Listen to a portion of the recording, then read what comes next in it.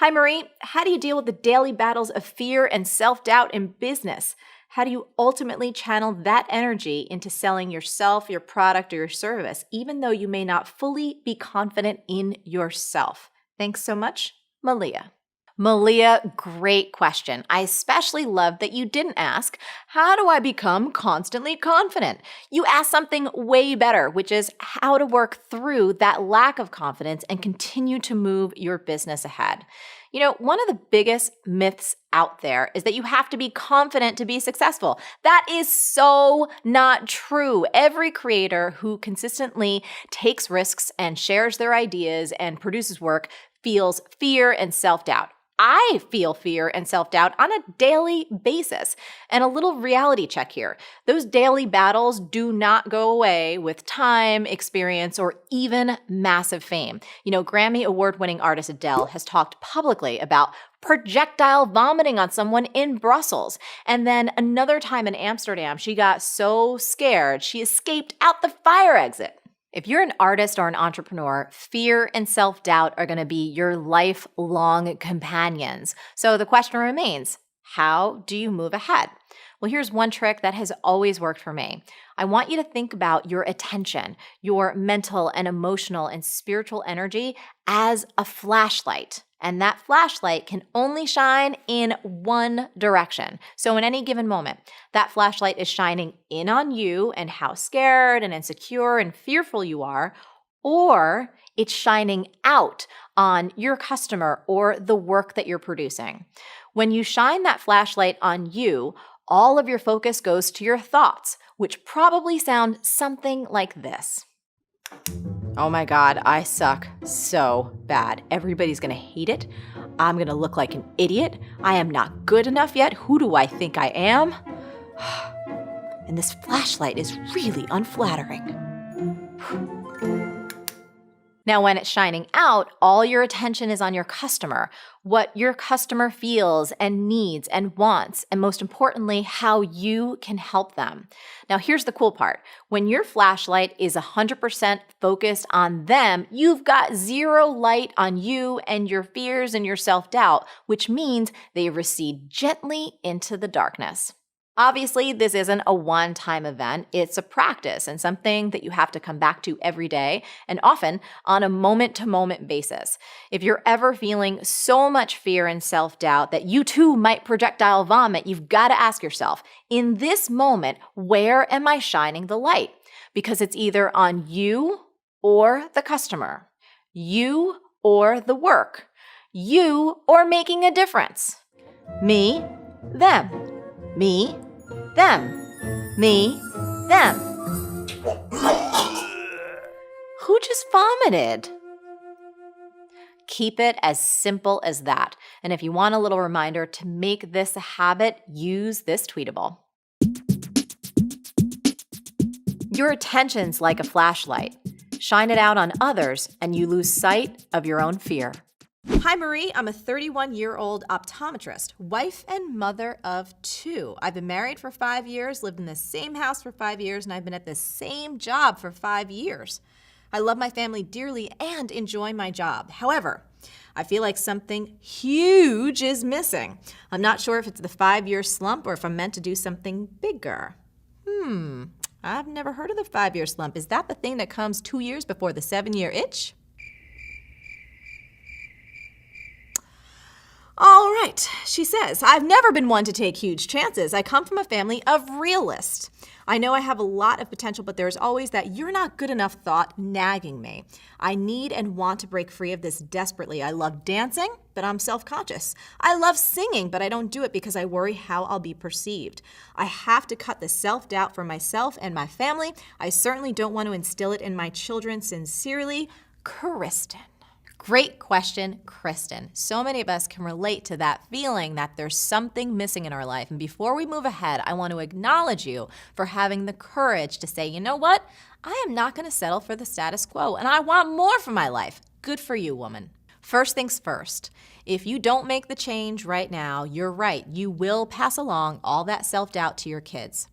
If they see you as someone who's not willing to take risks, as someone who's not going to go for their dreams, you're going to wind up creating your own family of realists. And what I mean by that is people who are unwilling to go for their dreams, unwilling to be unreasonable. And here's the thing, Kristen, as you know, sometimes the best things in life come when we're being unreasonable.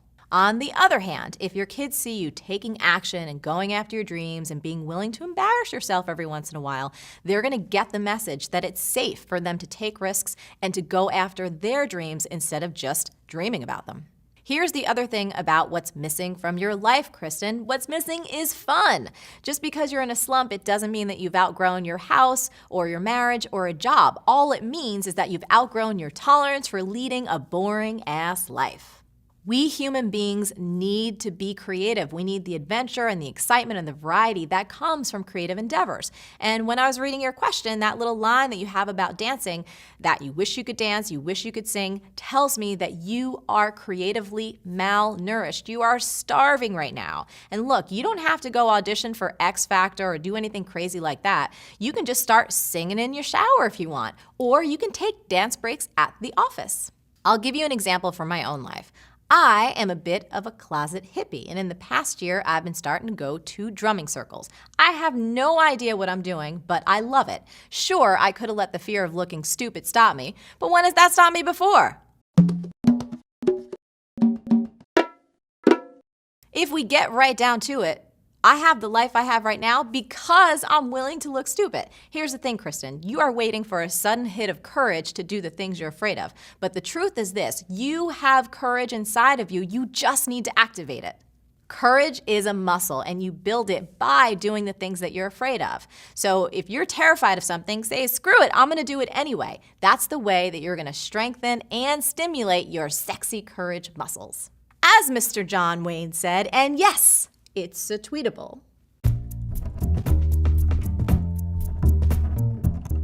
Courage is being scared to death and saddling up anyway. This is another question, like, Marie, are you always happy? Right. Are you always up? Are you always motivated? Do you ever have bad days? I have tons of shit-tastic days. Like, do you know what I mean? Yes.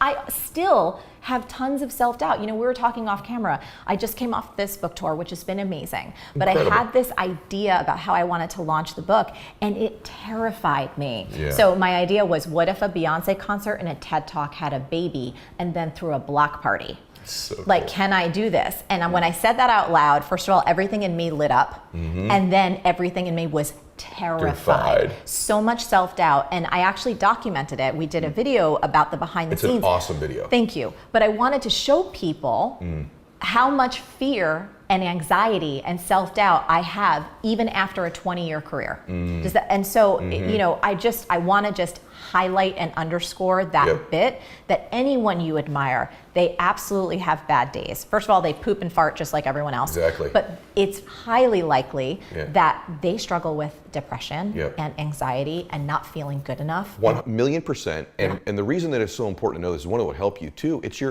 I'm not going to let you have that excuse. Yeah. It's a convenient excuse to think somebody's different or special or a Martian or superhuman, and they're not. Exactly.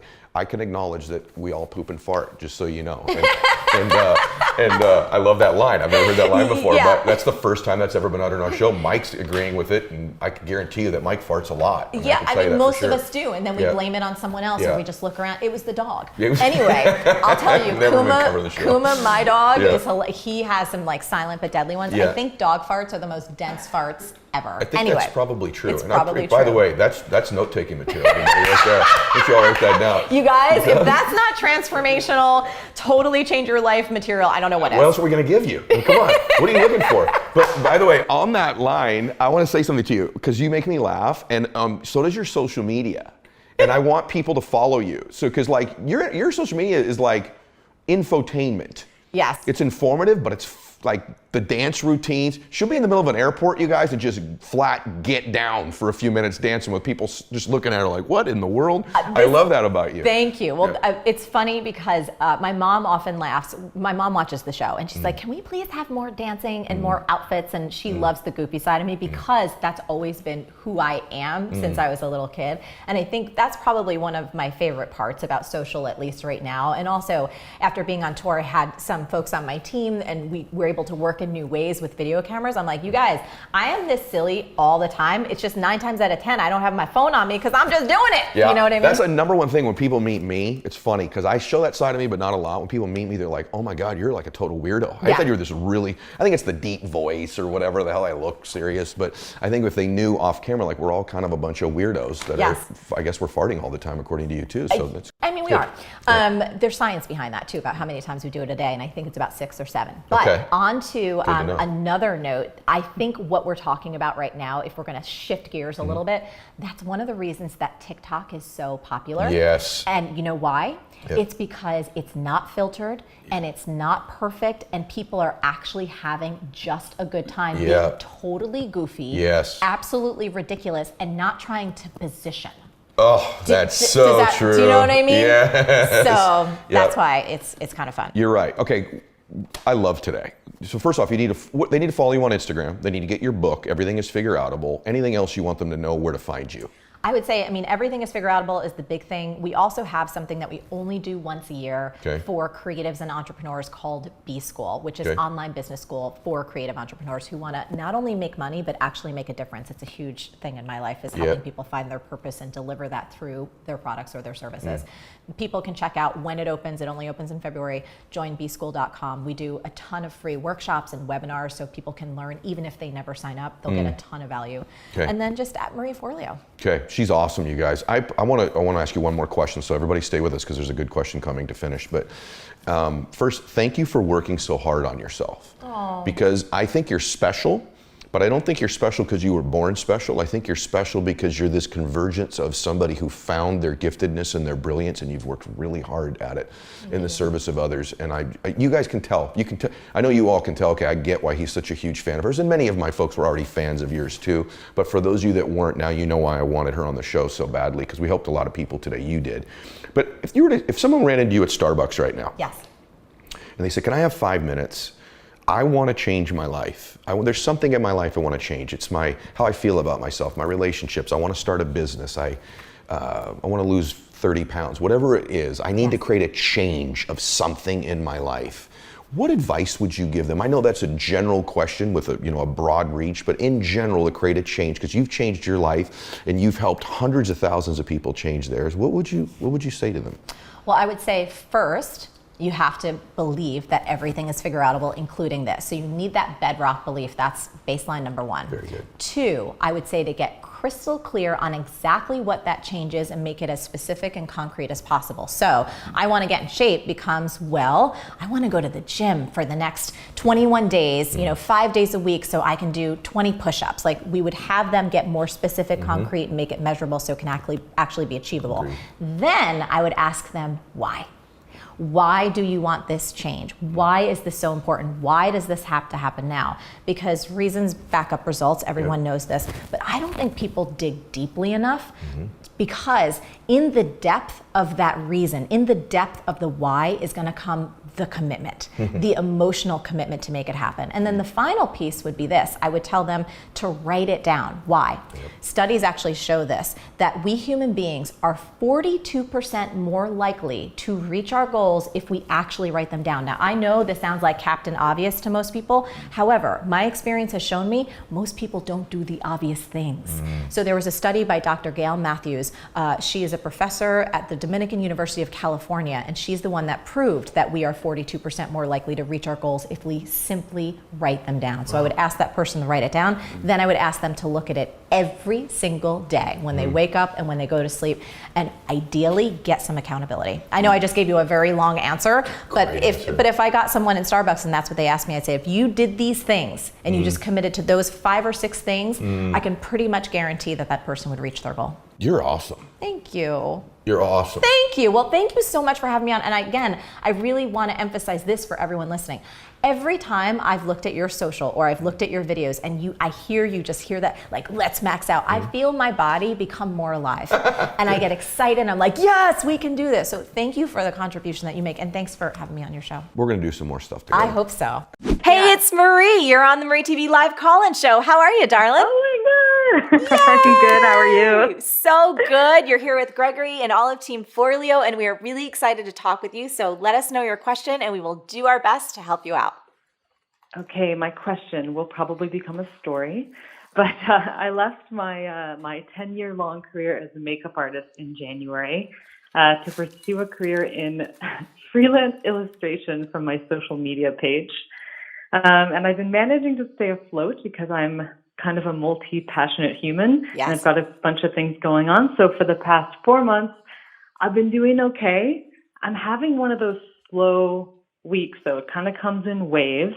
And I was just kind of wondering, how do you stay focused and optimistic during those lower times in your new business? Because I tend to kind of be like, oh, I got to go apply for my old job back and run away whenever it gets quiet. So how do you Yeah. keep the self-doubt from taking over? Absolutely. This is a great question, and it's something I think many of us have experienced and will experience again anytime we enter a new chapter in our lives. We're starting a new career, we're starting a new business, we're entering a new phase where things are unknown and we're not as established as we once were. So, normal. I also want to congratulate you for following your heart, right? And doing something new. That takes a lot of So courage. scary. It is so scary, but that's amazing. And you're actually doing it. I've talked to so many people on this show and have worked with so many folks who get paralyzed in that fear position and never actually Oh, move. yeah. So give yourself Oh, credit. it's real. Yeah, for Thank actually you. doing it.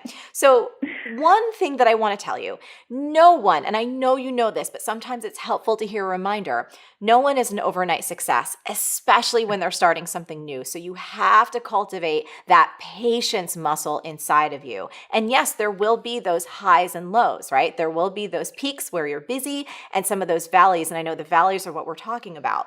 One thing that really helped me when I was starting my business was a little thing I like to call ABM.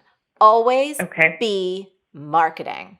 You know, I'm Okay. a big fan, passionate advocate of marketing, especially for small business owners, because what it does is it gets you in the habit of sharing value and also gets you practiced at reaching out to folks who could hire you or who could be a source of income or jobs or connections. So if you don't have a little ritual set up for yourself, whether it's daily or maybe 2 or 3 times a week, but at least weekly, where you are proactively doing whatever is appropriate for your business in order to drum up more business, you've got to put that habit in place. It could be making phone calls, sending emails, asking for testimonials, reaching out, right? Anything that you've been doing in your business so far that's been working, we want to do more of that. And if there's some ideas that you've had about how to expand your business, let's try some of those ideas out too.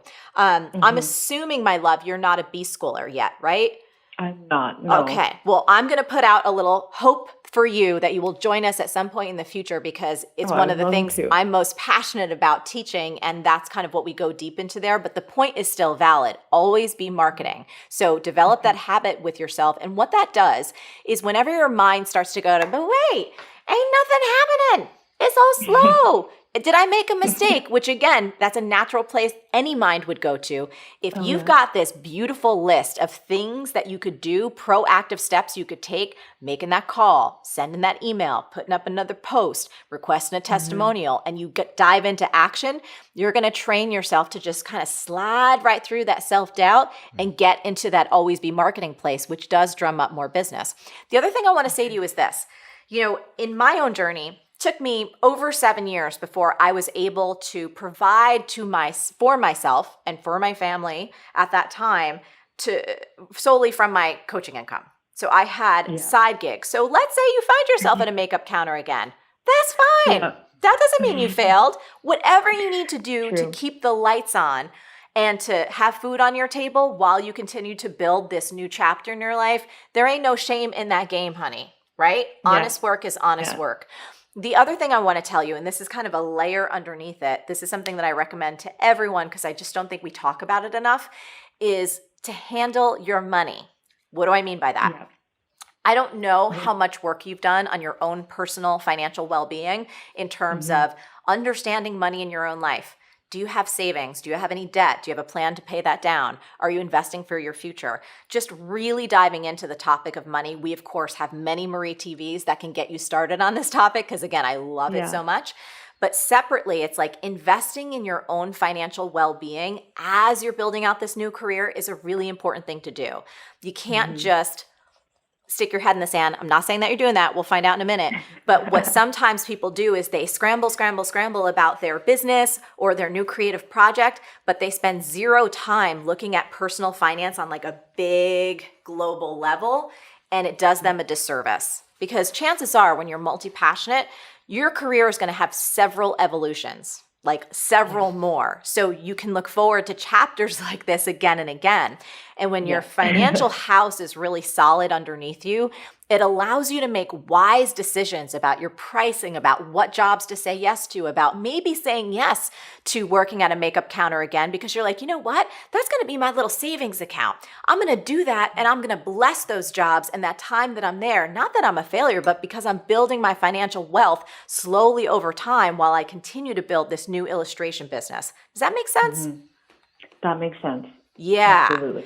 It gives your entire career landscape a whole fresh lens.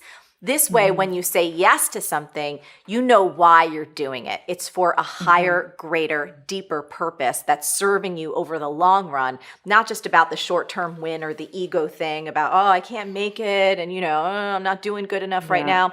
Screw all that bullshit. That'll screw you up. Nobody needs that. When you take that, yeah, that's right. When you take that long view, then you really make wise, intelligent, long-term decisions that allow you to weather these little valleys when they come up, because that really is the nature of life. There's, think about the 4 seasons. There's winter, there's spring, there's summer, and there's fall. It's impossible for any of us to be in the stage of like spring incessantly, where things are just bursting and growing and they're popping. That's just not nature. It's not reality. So that's why I'm such a huge fan of handling the personal financial piece, because it allows you to weather the natural seasons of life without so much panic. And you can make wiser, more heart-centered decisions without going into a place of lack.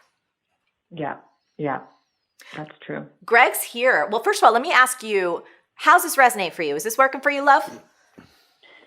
Yeah, it's working. It's making sense. And, I'm from Montreal. Like, I'm living in Montreal. And we know about winter here. Yes, you do. It's a lesson in itself. Yes. So, and I'm working through understanding more about financial beliefs because I noticed that when I left my job and went completely freelance, my income has stayed identical to what it was when I was working at my job. And I think I might have some limiting beliefs around what I need to earn each week. Yeah. Well, here's what's exciting about what you're sharing with us right now. Just the fact that you're asking these questions and you're willing to take an objective look and you're looking at the numbers and you're kind of bouncing that against what you might believe about money, what you might believe that you can earn, what you deserve, what you're capable of. This awareness piece is the beginning of it all shifting. So I'm really, really excited for you. And I also want to mention, we have a vintage Marie TV episode. If you search Marie Forleo, How to Prevent a Business Dry Spell, it's one that I did all the way back in 2011. Ideas still valid. Search that one up. I think it'll really support you in addition to this. But diving in, investing in your financial well-being, including the beliefs that you have about money, this is perfect for where you're at right now. Super, super perfect. I'm tossing it over to Greg to see if you have anything you'd like to share. Yes. First of all, I'm a hairstylist. So girl, I get you, right? And one super cool thing that we have is we have a recession-proof gift that we get to always share and always make money wherever we go. Like I can, if I have a dry spell in my business, which I absolutely do, I can always do a blowout. I can always go to somebody's house to, style them for an occasion or something. I just need to reach out to them, So the beautiful thing about us is we always have a recession-proof gift, a trade that we can take wherever we go. So we don't need an office. We don't need a space. You have those gifted little hands, brushes, and some pigment. You could paint the world wherever you go if you need to. Very true. Yeah, it's true. I traveled the world for 7 years, and I worked as a makeup artist all over it.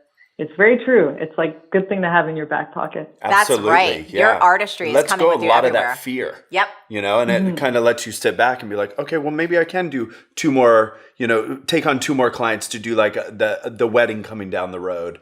Yeah. And then you could take the week off to focus on your business. I don't know.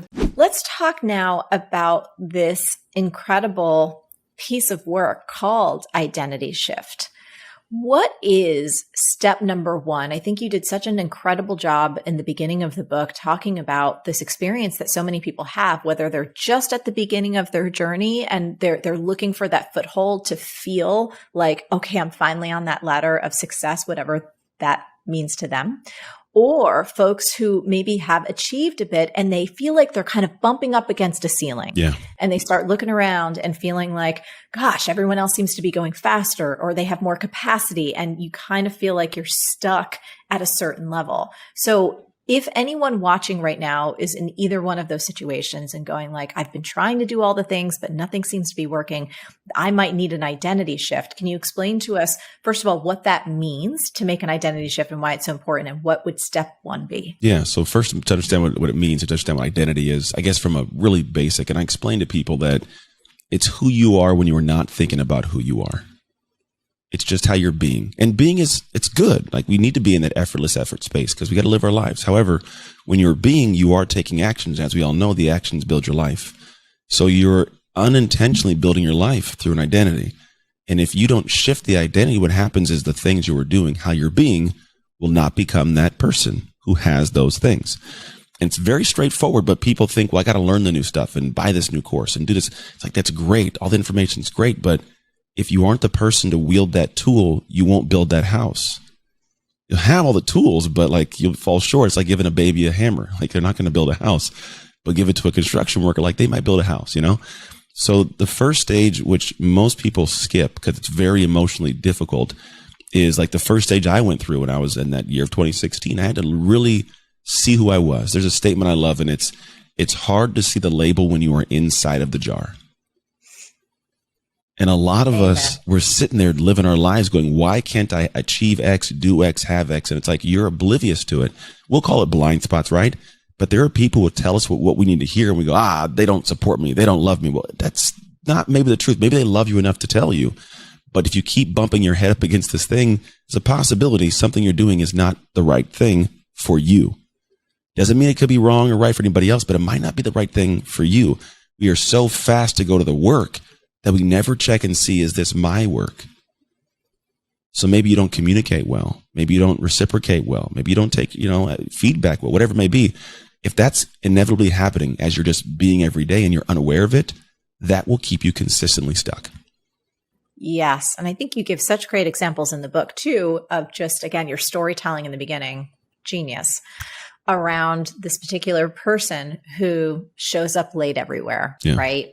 Not keeping his word with himself, rushing out the door. There's just kind of these habitual patterns of almost a form of self-sabotage, but just like a fish in water, if that's how you're always operating and you don't really shine a light on it or be willing to see like, oh, well, what part am I playing in how my life is actually showing up right now? Like what is my part? Am I not, am I hitting snooze on that alarm every single morning? Am I rushing out the door? Am I throwing sugar-filled or, kind of fast food in my mouth and expecting my body to perform at a high level? Am I not listening to my spouse? Am I spending all my time on something like this and not actually present with people? Yeah. And so this notion of seeing, I love how much emphasis you put on that about getting, this is my word, somewhat excited to see your own blind spots, to see the areas where you may be bumping your head against a wall and you don't really realize it. I like how you said that, because there is. I think once you get to a certain level of, I call it consciousness, you're like aware that these things you find out, there are opportunities to improve. So it does become an excitement for it. I think so many people are so deathly afraid of being pointed out. Like people will say, oh, I'm not perfect. But the moment you see an imperfection, they fight you on it. It's like, oh, but you just said you weren't perfect. So what makes you think that when I say this, like that's a problem? But that's the thing, is most people do not get excited for feedback. Yeah. And I think, that's it's an interesting statement. And I believe probably it may have to do with, this has been going on for a long time, but some people, the only place that they're looking for feedback per se is not necessarily from a gifted coach like yourself or from someone in their life that they trust and who trusts them and has their heart in a safe place, but they might be looking for it online. Yeah. Where like anybody can say anything, at any time of the day and just kind of throw stuff at you, whether or not it's accurate or whether or not you'd even respect that person. They don't even know you. Yeah. So I think, and again, you talk about this in Identity Shift. It's like having someone in your life who can help you see yourself clearly and can give you that feedback in a way that's honest and that's real, but that's not designed to crush your soul. Not at all. And the funny thing is most of us, if you look at it properly, the reason I get excited about it is now I get to see what's now new possibilities for me. Because if I was stuck here because of this thing I wasn't aware of, if you show it to me and I go, oh, it sucks that I got to figure this out. But if I do, oh, look what I can go do now. Like that's what I think is the beautiful transition people miss. It's like when we're pointing something out, it's not just so you can feel bad. It's so you can fix it and see what's newly possible. I don't know if it was in the book, but I tell a story about my dog. And like when I go to the park, he's on a leash. He sees what's nearby, no excitement. The moment I take his leash off and his eyes pop up to see what's possible, he's gone.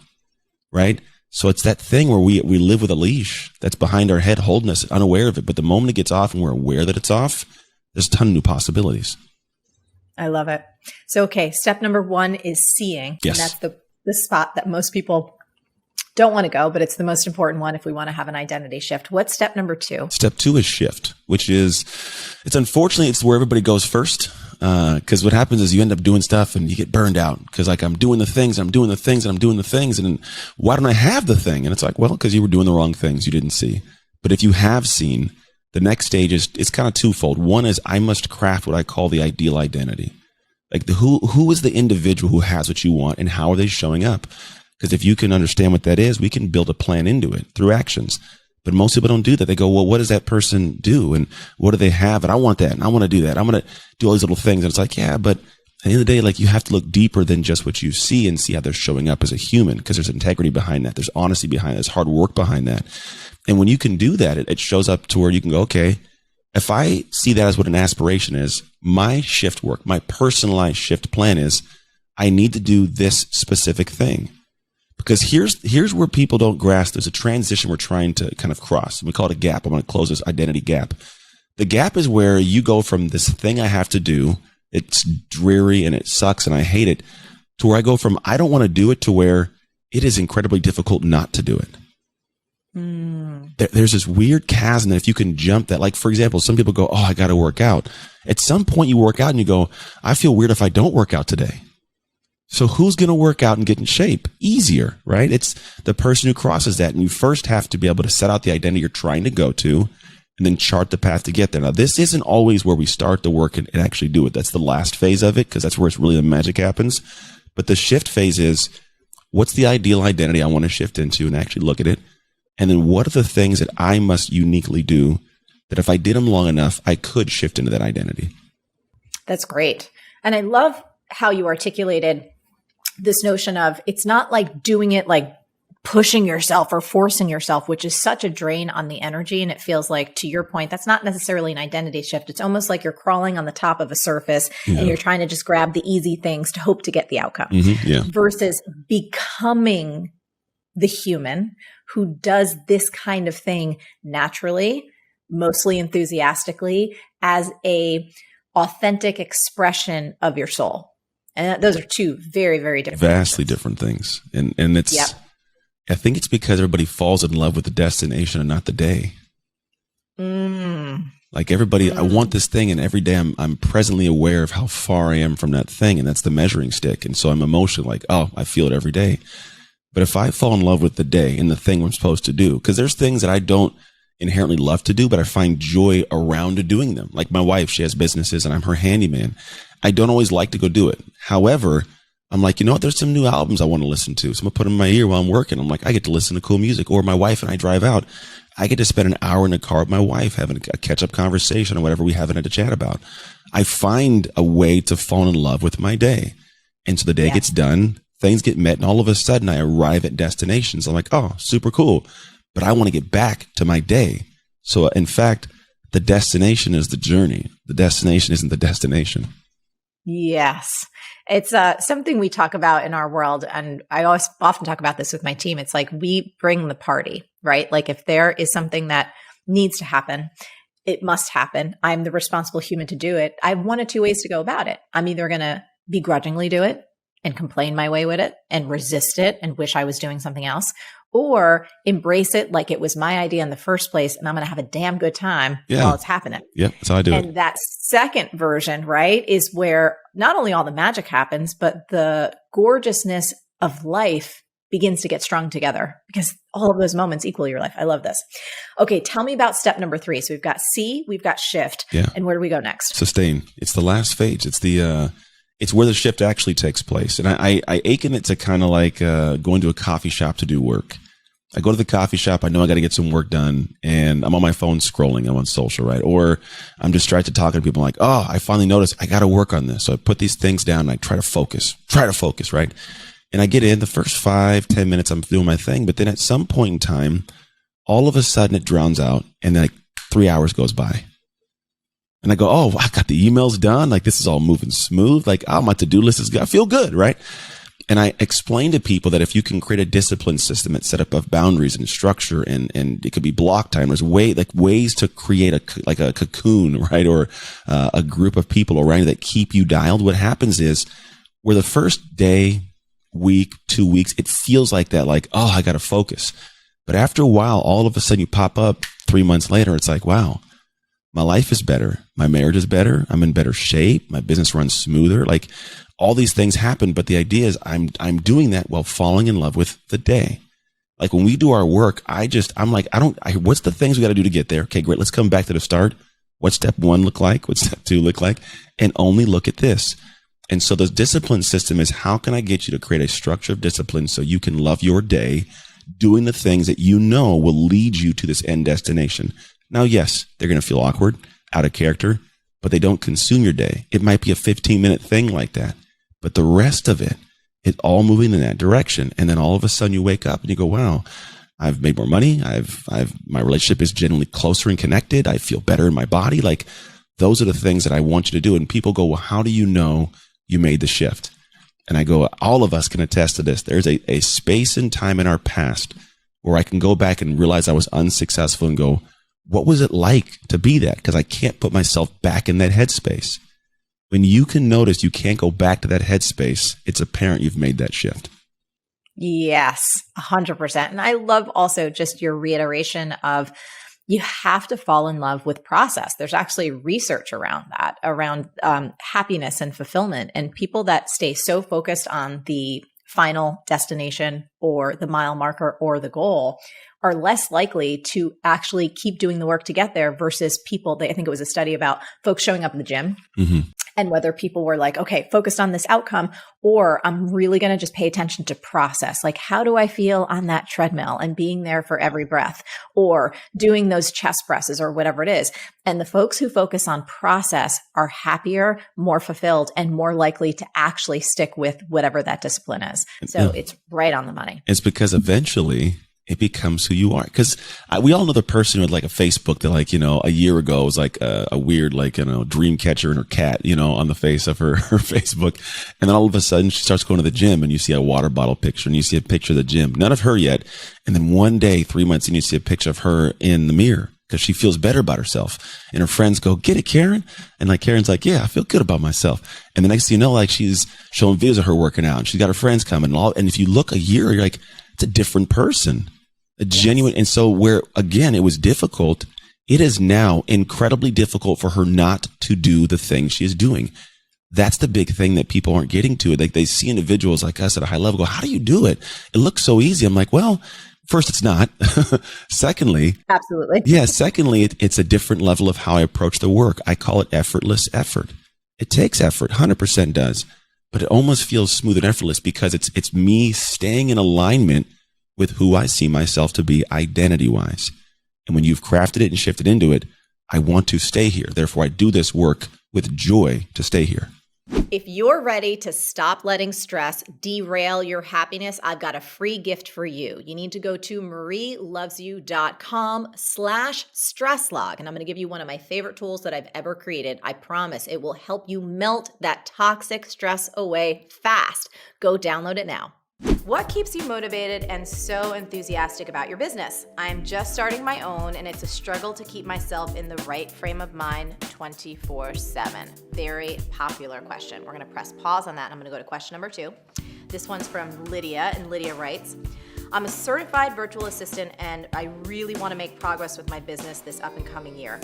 It's like I'm starting up all the time, but never really launching it, as if something is stopping me. Interesting. What steps do you recommend in order to break down that mental barrier? I know it's something that worries a lot of people like me, changing from a daytime job in order to become an entrepreneur.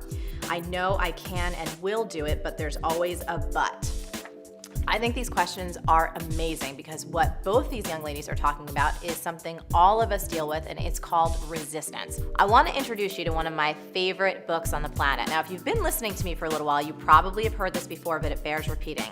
The War of Art by a guy named Steven Pressfield. I have been reading this book over and over and over and over again for years. I have like my little stickies in there. It's really worn. It's even turning yellow. This book's incredible, but wait, there's more, because guess what? Steven just came out with a brand new book, and it's called Do the Work. This is actually the cover, but Do the Work is on the back. I devoured this book in such a hot minute. Why? Because it talks about the answer to your cues. Every one of us deals with resistance. It's that thing that happens, all those thoughts that come up in our mind anytime we want to start something creative. I mean, whether you want to begin your own business, you want to lose some weight, you want to run a marathon, you want to create a piece of art, all of us have that same head junk that comes up that can stop us dead in our tracks if we don't know how to deal with resistance. And this thing, my friends, is the Bible. But hang on, because this is where it gets even cooler. I have admired Steven Pressfield for so freaking long, I can't tell you. He's been like one of my creative idols, and we are so lucky right now because we are going to interview him, and he's going to tell us about resistance and how to deal with it. Here we go. Okay, so we are here right now with one of my favorite authors of all time, Steven Pressfield. He has made such a huge difference in my life. Steven, thank you for taking the time today to chat with us. Thanks, Marie. Thanks for having me. It's great to be here. Yeah, so I kind of set up, there's another piece of this video that's all beautifully produced, and basically I have a lot of people that write me in and ask like, oh God, I have these ideas, but I feel like something's stopping me, and you've written so eloquently about how to handle resistance in this gem of a book that we'll let them read it because everyone needs to have a copy of this. So we'll let you talk about resistance in the book, but I want to ask you some personal questions because you're one of my idols, so this is awesome. Do you have a lot of books and ideas for screenplays and maybe even more books come to you simultaneously, and then do you ever struggle with which one to start working on first? I do, but although more often I don't have enough ideas. I'm really happy if I just have one that's in the future, and a lot of times I'll be working on a book for 2 years, and I have no clue what's going to come next, if anything ever will. I'm praying that it will. I mean, at the moment, I actually have 2 or 3 backed up. But my mantra, as I know you know from reading War of Art, is when you have more than one idea, take the one that scares you the most. That's the one that you should do. I love that. I actually, again, I've read War of Art and I have it all earmarked and stuff, but just hearing you say that again reminds me, because that was actually my next question was how, if you do have multiple ideas, what's your methodology for choosing which one to go with? And so has that kind of guided your career when it comes to creativity? Definitely, because I think, there's sort of a law of resistance in my experience that the more important a project is to your soul's evolution, the more resistance you'll feel to it. So, if it's not important to you, you won't feel any resistance at all. Right. But if it's something that's like really life-changing and you have to do it, you'll feel, or at least I will, massive terror, resistance, self-doubt, all of those things, right? Yeah. So I always say it's kind of like a needle, that always will point true north. Resistance will always point to what you should be doing. Whatever you're most afraid of is the one to do. That's been my experience. And I also say in the War of Art, remember that show on Bravo, Inside the Actors Studio with James Lipton? Yes. But I always ask actors, how do you know which role you want to take? and they almost always answer the role that was going to stretch me the most. Because, if they've already done it, if they've done other role, why repeat yourself? If you've been an action hero in one movie, why do it again? You've already done it, right? Why not try to be a sensitive, neurasthenic artist or something like that? It's true. And I think for me, in my own experience, like as you're talking, my mind was calling up. Yeah, my biggest breakthroughs in my business have been when I've been willing to step into that place. Like, oh my God, this makes me want to throw up, but I have to do it. It's those are the projects that are always usually a good sign. Throwing up is always a good sign. Yeah.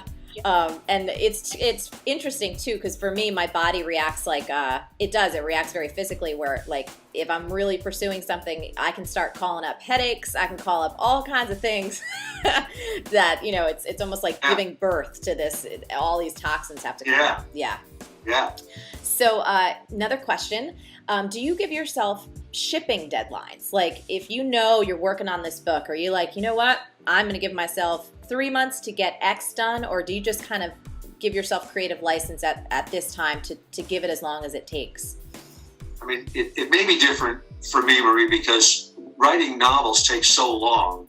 It could be 2 years, it could be 3 years, and a lot of times other projects will come along. Maybe, you'll get a different job to do a screenplay or something right. that, you could do in 3 months or something. And so I don't impose deadlines, except with short projects. Right. Then I do. I say, I want to get this done by Christmas, or I want to get this done, I'll have a vacation slated. I'm going to get this done. I don't want to think about it, when I get out of here. But for long projects, I think they have a life of their own, and you have to respect and not put too much pressure on yourself. At least that's my feeling. Yeah. So I try to cut myself some slack in areas like that. Awesome. I think I only have, so this is the question actually that I was so excited to ask you, and it comes from page 95 in Do the Work, which again, everybody on the planet I feel like has to have a copy of Do the Work.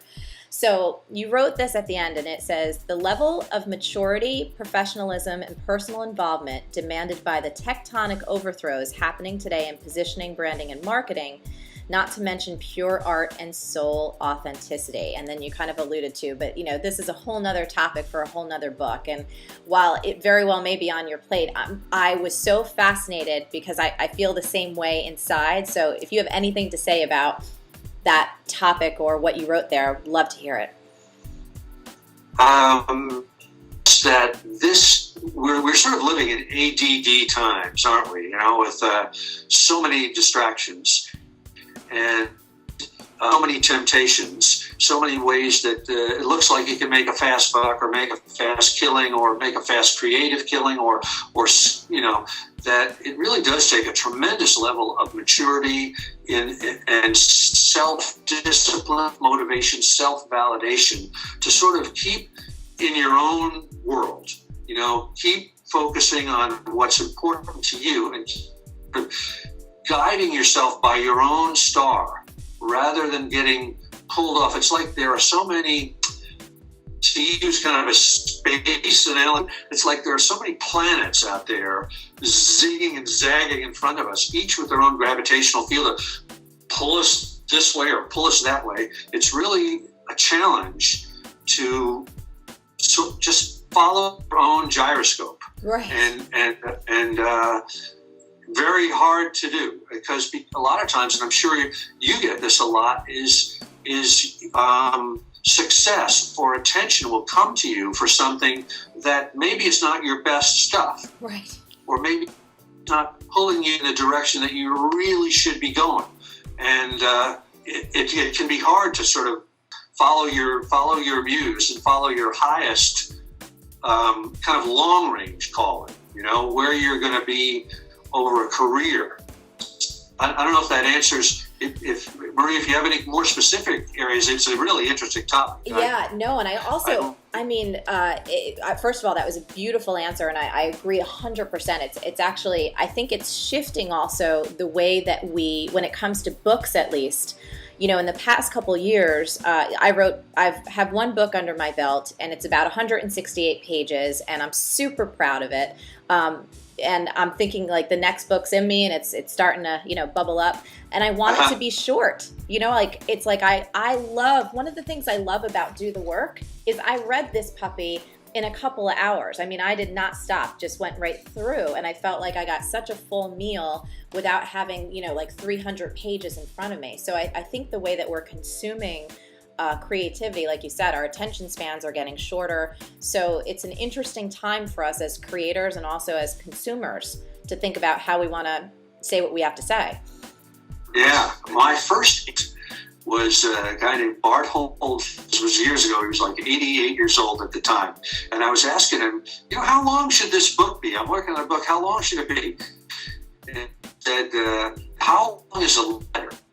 And what he meant by that is there can be short letters and there can be long letters. Right. And each project will sort of dictate the length that it wants to be. So if you're kind of feeling that this wants to be short, the next thing, then it should be short. Right. It could be read on your iPhone, it could be read on an iPad, it can be read, in an airport lounge. You rip through it while you're like that. I mean, I don't think a novel can be like that, but the kind of book that's sort of an inspirational book or a kick in the ass book. Yeah. Or, it's longer than, say, a long Vanity Fair article, but it's shorter than a book. So that you really, like you say, you feel like you get a full meal. You get a real steak and potatoes meal, but you're not doing it for, like reading War and Peace. Right? So. Yeah, no, I like it. I love it. And I have to just thank you so much for taking the time to hang out with us for a little bit. And thank you for having me. It's,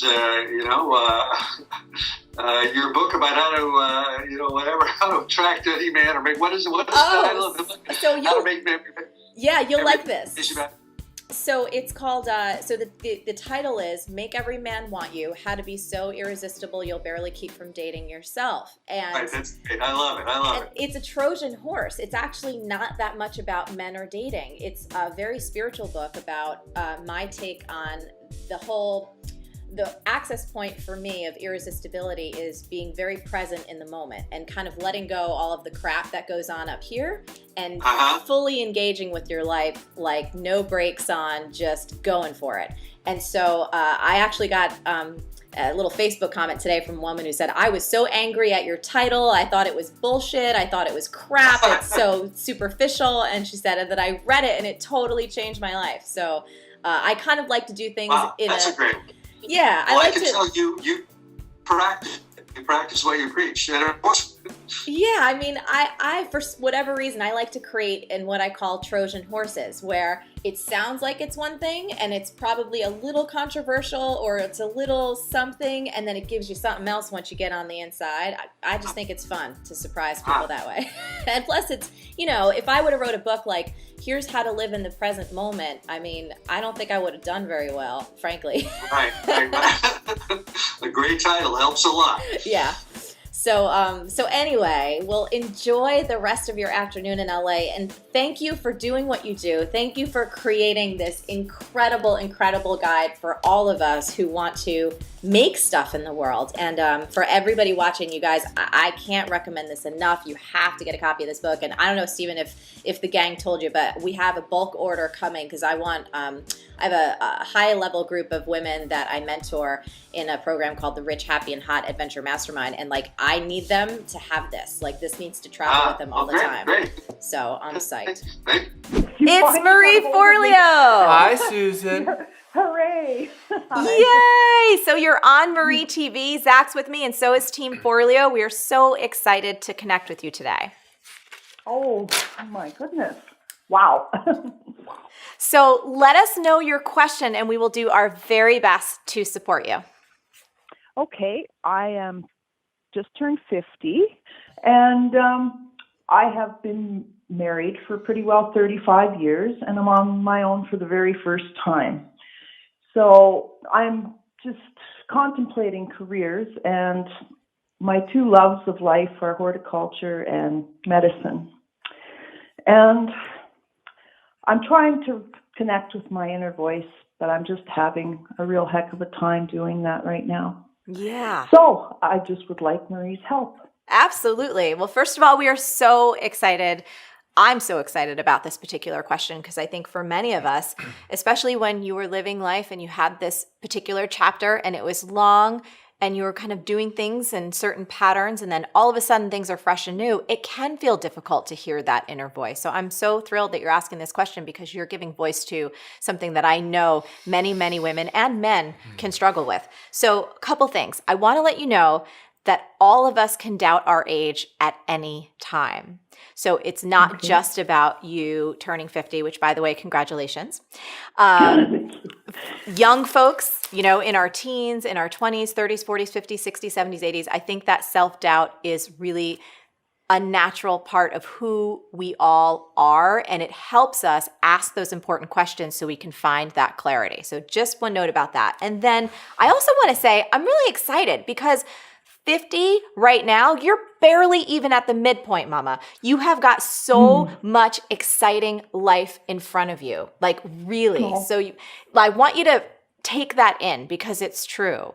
Lifespans are expanding. We're living longer. We're living healthier. We have so many more things that we can do in this one big glorious life. So I want you to get excited because I know a lot of women in your age range and older, and many of them tell me like, oh my goodness, it just keeps getting better and better. So I just want to set that frame for you as well, that it's not on the down, hill. This is on the uphill. You're still on your way up. And the third thing I want to share with you, I don't know if you saw this episode, but after we get off this call, please do me a favor. I want you to Google search Marie TV plus late bloomers.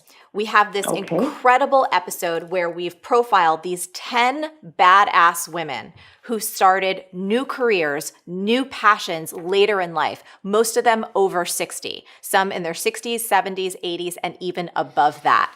And I think you're going to find not only a lot of inspiration there, but a lot of hope and perhaps even some ideas. So that's that. But I know your question was around how to find your inner voice. And I want to give you a couple of exercises that I think will help. One, my dear, how physically active are you right now? Like, would you say that you work out every single day? Is it once a week? Talk to us about how much physical activity you tend to do at this stage. Well, that's something I'm working on right now because in the past 4 years, I've had my struggles with my health, and I'm at that point too where I'm regaining it and trying to get physical, but it's just one of those things that just making that first step is so difficult. Yes. And even though I know what importance it holds in all aspects, even in my mental health, it's still getting there. Yeah. So I'm going to invite you to put that as a higher priority. And I particularly love dance. I feel like when I dance, and it can be any music that you love, it doesn't have to be a specific style of dance. You don't have to follow choreography. You can just move your body. Even if you put on 2 to 3 of your favorite songs in your house and you just let yourself move around with absolutely no self-consciousness, no awareness of how you look, just enjoying the music and enjoying movement. The reason why I'm suggesting this for you is because I find that many of us are cut off from a lot of the wisdom that lives in our bodies. And when we move, we get that emotion in motion, and all of a sudden a huge channel opens up to our intuition, to creative ideas, to all types of insights that I've found cannot be accessed any other way, not through meditation, not through talking, not through writing, not through anything else. So I would invite you, my love, if one of your goals is to hear more clearly your inner voice and your heart's desire, is to make it a priority to move. That could even mean walking outside in nature. If you like working out at home, it could be just following free videos on YouTube. There's also wonderful apps. There's so many different possibilities. But for me, movement is a must. It is a must to hear that calling in your heart, to be able to feel what this next chapter is going to be for you, and then also to have the energy and the excitement to move towards it. So that's piece number one. Okay. The second piece, and it's cool too, because you're just using this incredible asset that you already have, which is this vessel called your body. The second little exercise I want you to try is with a journal and with writing, because I find that that's another vehicle to hear what your soul is calling for. And the sentence stem I'm going to give you is something that we also did a Marie TV about, and it's something that we use in our company and that I use when I set my own goals and when I want to reach higher. The sentence stem is this: wouldn't it be cool if? So for you, Susan, wouldn't it be cool if I got to spend some time studying medicine, even if it was 5 hours a week? Wouldn't it be cool if I got to visit X, Y, and Z? And again, you can just keep finishing that sentence in your journal on a piece of paper, and anything that pops up into your mind or heart, even if it sounds outrageous, even if it sounds ridiculous, even if it sounds like something you have no idea how you would make that come to life, please write it down. For so many of us, especially women, our voices, both exterior voices and our inner voices, have been silenced for so long. So it takes some unearthing to be able to hear it. And one of the best ways to do that is to just let yourself go nuts on that page, to let yourself dream wildly, to explore all different kinds of possibilities, and then to start to feel from the inside out which ones give you goosebumps, which ones go, oh, I'm surprised that came out. And you know what? I might want to play there. I might want to go take that class or make that phone call or look up something on the internet and see how I can bring that dream to life. So between movement and writing and watching that awesome Marie TV episode about late bloomers, I think that you are going to give yourself a real concrete next step to getting back in touch with that inner voice that's already in there that is longing to be heard. I keep having arguments with it is what it is. Oh, I like it. Yeah. Well, you know what those arguments are? Social conditioning. Okay. All of the years, all of the voices, both internal and external, that told you that you can't, that told you that women should be a particular way, that told you you're not good enough or smart enough or talented enough or capable enough or whatever enough to have this dream of yours. And so I lived it. Yes, that's right.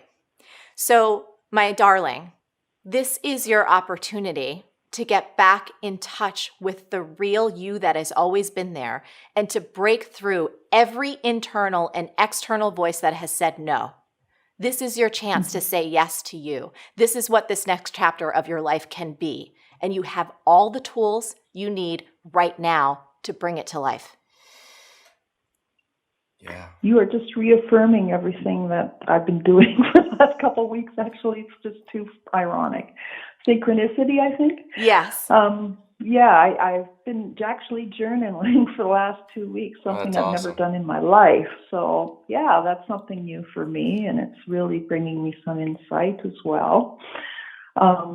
And also, I started walking, and I've lost 20 pounds so far. Come on, Mama. You're getting some confetti throws and you're getting some claps from all the team. I'll add one more piece onto this.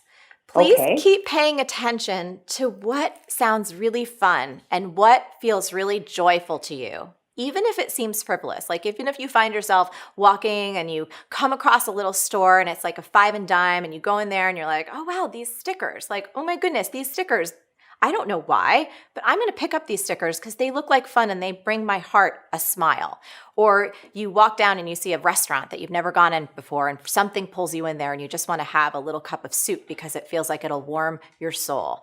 Like pay attention to what draws you to it, because I've found that there are certain things that we're attracted to that may not fit our picture of who we are or what we should like, but those things that we're drawn to are tied to our deeper purpose. And that's the adventure that you're on right now of learning how to reconnect with your desire and to activate and live through that. So I'm really excited for you, my love. You just she sounds so open to all the possibilities. Yes, absolutely. Yeah. And I love that you're going to be dancing in your apartment. Yeah. I think that's good. I mean, that to me grounds me all the time and I get in my head too. Yeah. And when I just start dancing, it's almost like a fuck you to all the negative voices out there, you know? It's just like I'm dancing just to go hell with them, you know? Yeah. No, I like it. Yeah. Susan, are you willing to play? Oh, absolutely. And if I don't have to set foot into a gym, hey, I'm all for it. Yes, there are so many different ways to get that beautiful body of yours moving and moving and moving without necessarily touching a gym. Hi, Marie. I've been beating myself up because I haven't made a lot of progress in my business for a very long and humiliating time. I finally discovered a huge reason that I'm not moving forward, and it's because I'm afraid of the trappings of success. You see, freedom is my number one value, and I'm afraid that becoming successful will overwhelm me and take away my freedom instead of giving me more. This fear paralyzes me, and even though I'm not handling much right now, I'm already feeling overwhelmed and tired. Any thoughts, tips, or tricks would be greatly appreciated. Shauna, P.S. You effing rock. You effing rock too, Shauna. So, Shauna, this is an awesome question. I know many people, millions of people struggle with this, including myself. I've often had that same belief that more success could equal less freedom, and it's not a great feeling to have. And to help answer today's question, I've brought one of my very dear friends, Dr. Kathy Kolat is here with us today. And you're going to love Dr. Kathy because not only is she amazingly smart, she is an Oxford grad, but she is a metaphysician and manifesting consultant. And what that means is she helps people create powerful, lasting change in their lives. And one of the ways that she does that is through working with the power of the subconscious mind. Ooh, this is so good, woman. This is so good. Thank you so much, first of all. Happy to be here. For being on Marie TV. So it sounds like Shauna is having a little bit of trouble between what she consciously wants, which is growing her business, and it sounds like she has a fear of success. Is that what you heard? Definitely sounds that way, right? So we can hear the tension or the major conflict between her conscious goal, building a successful business, and her subconscious fears about how that might limit her freedom. So Kathy, tell us why our subconscious minds have so much power over us. Well, the reason is it's estimated that approximately about 3% of your processing power is your conscious mind. The rest of it, the other 97%, subconscious, autonomic, automatic. You don't think about how you digest food. You don't normally think about how you breathe. All your habits go on automatic pilot. So by far, our greatest processing powerhouse is our subconscious mind. Scientists will tell you that the power of the subconscious is perhaps 1,000,000 times greater than the conscious mind. That's amazing. 1,000,000 times greater. Yeah. And the point of that is not to say that your ego and your will are weak. They are extremely powerful. The point is to recognize that as powerful as they are, there exists an asset within us that is even more powerful than that. So that's why I work with the subconscious mind and why I encourage other people to get their subconscious mind on board in trying to make what they want happen in their lives. We normally try to make what we want happen through our conscious determination and our ego and our sweat, blood, and tears, right? Which is tough going as is. And I'm very familiar with that, which you've helped me with. Right. So, but especially when it's going over and against something in the other 97%, it becomes a task of Sisyphean proportions. You remember Sisyphus, right? The king in Greek mythology who was punished to an eternity of rolling a boulder up a hill, right? Only to watch it roll back down again. Right. So this is a version of what Shauna is experiencing. Her conscious mind might be saying, I want success. Right. Hopefully it is also saying, I am worthy of success. But if something in the other 97% thinks otherwise, I don't want success, that's what she's going to be getting or manifesting. At minimum, she's going to find her somewhere on that Sisyphean mountain, trying to push her boulder named success up to the top or prevent the backslide. So Kathy, if your subconscious mind is that powerful, it almost seems like it's the boss, and like Shauna would almost need like her boss's approval to sign off on something that she wants. Is that right? I see why you would say that, because at a power 1,000,000 times greater than the conscious mind, it's clear who's going to win, right? Right. But the truth is that Shauna's meant to be the boss. She's meant to be, she's meant to manage this asset, this most effective, powerful, and efficient employee by giving it good and clear direction. So if you think of your subconscious as a computer, right, you understand that it's going to take its programming and run with it. Right. And it's your job to make sure that its programming is in functional, if not optimal, alignment with your goals. And you do this by programming, reprogramming, and debugging at regular intervals and in concert with those goals as you become aware of them, as they change, and so on. So the great news is that once you get your subconscious on board, that Sisyphean mountain turns into a molehill. Much like instituting your habits. You don't actually even institute them. Doesn't take a lot of thought, doesn't take a lot of effort. You just kind of do them. That's the power of your subconscious mind, and that's the power of the asset that we're all born with. And your job as president and CEO of yourself and your life is to get the most out of this most dependable and capable employee that you will ever have at your disposal. So it's much less about asking for permission than it is about gaining mastery and being adept. Kathy, this is so exciting, and I love talking about this with you. So it sounds like that Shauna really can get her subconscious mind in alignment with her conscious goals. And I know, because you and I have worked together and how brilliant you are, that you give people very clear steps. So can you share with us the clear steps to get your subconscious mind in alignment with your conscious goals? Sure. So step one, after you recognize the resistance, is to be humble. Don't assume you know anything, let alone everything about your resistance. You want to trust the subconscious long enough to learn from it. You want to trust that it is something intelligent and wise to say, because it does. Shauna's, for example, is reminding her of her non-negotiable desire for freedom. Kathy, I love that. So in essence, what you're saying is it's about listening to the wisdom that we can find in our resistance. Is that right? Mm-hmm. Okay, awesome. So what's step two? So step two is to get specific. What is the fear or fears exactly? What are the associations with having or getting what you want? What exactly is it that the subconscious is looking out for? You want to interview your subconscious like you would anybody you're trying to get information from, which is with genuine curiosity and compassion. You want to let it make its case. You want to hear its case because there is priceless wisdom and information in there for you. So it's not enough, for example, for Shauna to know that she's afraid of the trappings of success, much less afraid of success in general. She wants to know what trappings specifically, what freedoms in particular does she think she's going to have to sacrifice for success? Is it more projects? Is it more people depending on her? This will tell her more about what she wants. So step two is to get details and applaud whatever you find. Applaud it before you judge it, because what you normally associate with you, is by far not the smartest thing within you. The next step, step three, would then be to make a promise, right? You want to set the intention to work it out with your subconscious, not to work against it. I love that. So Shauna's fear is saying to her, look, I'm afraid that if you become successful, you're going to be tied to your desk, you're going to be on the phone all day, you're going to be even more stressed out and strapped out, have no fun, have no time for family and friends and love and everything else you want in life. Right. Shauna can make her fear a non-issue by making a promise. Listen, friend, I hear you, I understand what you're saying, and I really appreciate you looking out. If greater success means greater strain, more exhaustion, having less freedom and time for myself in my life, I won't do it. I will only do it if that's not what it means, I promise. And then, of course, she wants to be a good partner in crime for herself to rely on, which means to keep her promise. But in any case, by making this promise, you see the tension is dissipated. Right. And it makes space for herself and her subconscious to open up to the idea of success and to pursuing it. Kathy, this is so delicious, and I want to eat you up right now. And what I'm hearing you say is, through making the promise, it's about honoring what is truly important to ourselves and making a commitment to ourselves to really honor that wisdom and honor what we truly want in our lives. So what's step four?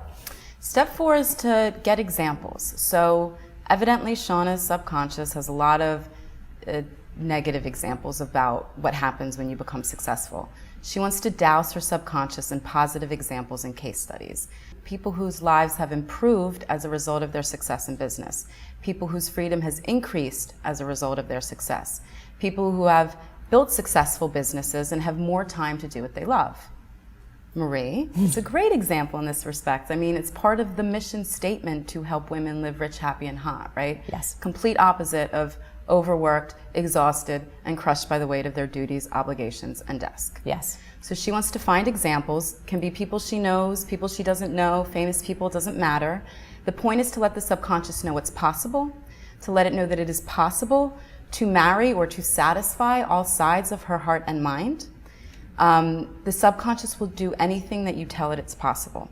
So the more examples that she finds and gives, the more she encourages and reinforces the idea this is definitely possible, and lets her subconscious know what it's working towards. Oh, this is getting better and better. So we have one more step to go, right? One more step. Step five. Step five is to solidify and affirm. So the more you ingrain your new perspective in your subconscious, the more you can capitalize on its power and its resources to facilitate and even to execute towards your goal on your behalf. which of course, right, means it's easier to materialize, to manifest it, to get what you want. So a good affirmation for Shauna is success increases my freedom in life. I love that. Success increases my freedom in life. Right. Perfect for all of us. And more than an affirmation, because an affirmation, right, it implies a kind of I have to defend or I'm proving something, and so there's an element of doubt. Right. You really want to think about it like a reminder. It is a reminder. It's a reminder of what is possible. It will also serve as a reminder of the road, the only road in light of the promise that she's made above, that she is taking. She wants to repeat it as often as feels good to her, but before you fall asleep, right before you fall asleep, right upon waking, and during after meditation are some of the best times to access the subconscious mind. I love this. You just told us how to completely reprogram or get in alignment our subconscious mind with what we want. I think this is just genius. And I just want to say a personal testament to your work, that you and I have known each other for years. I've worked with you in several different capacities, but this stuff works. I will tell you that I've worked with Kathy on a number of different occasions, and it is so amazing what happens when you approach yourself in this gentle way, because that's one of the things that I really love about what you teach. Is it's not about fighting yourself, and it's not about force or pushing through. It's about gentle introspection, and it's a really wise way to approach getting what you want. I just think it's genius. Yeah, and capitalizing on the wisdom that exists within you, which isn't just your ego and your consciousness. Like, you're brilliant, there's a lot of power there, there's a lot of intelligence there, but you can also make use of a greater amount of wisdom and insight that's within you too. So that's why I work that way. Yeah. I love it. Okay, so for everyone watching, let's review from the top our 5 steps to reprogramming. Is that an okay phrase to call it? Yeah. Our getting your conscious on board. On board with our conscious goals. So step 1? Step 1 is to, after you recognize, is to be humble. Be humble. Awesome. Step 2? Get specific. Get specific. So we want to get the specific details about what that fear is and really interview our subconscious and know specifically what those fears are. Mm-hmm. Step 3. Step 3 is to make a promise. Mm-hmm. So make a commitment to yourself that you're not going to go there if it's going to mean all those bad things that perhaps you were afraid of. You're only going to get the thing that you want in the way that's going to feel the best for you, and it's going to be in alignment. Right. Step 4? Step 4 is to find examples. Find examples. Exemplary examples. Exemplary examples. I love that. That's really key. So really look around, and we can look around to anyone, whether it's figures in history, someone we know, someone we don't know. You can even be the first example on this planet to do it that way. And I really do encourage people to do so that they provide an example for the rest of us. Very cool. So that was step 4. And step 5? Step 5 is to solidify and affirm. Solidify and affirm. And you said some of the best times to do that are before we go to bed, or after or before meditation. Yeah, or right upon waking. Awesome. Mm-hmm. Oh my goodness, you made it all the way to the end. Good on you. But let's not stop here. Keep the momentum going. You're going to love this next episode. Click it, watch it now, and I'll catch you there. I didn't want fear to take hold in my bones and start slowly turning me into a person who was scared and small and insecure. Just because I made a mistake, and it was a pretty big one, I messed up, doesn't mean I was going to give up.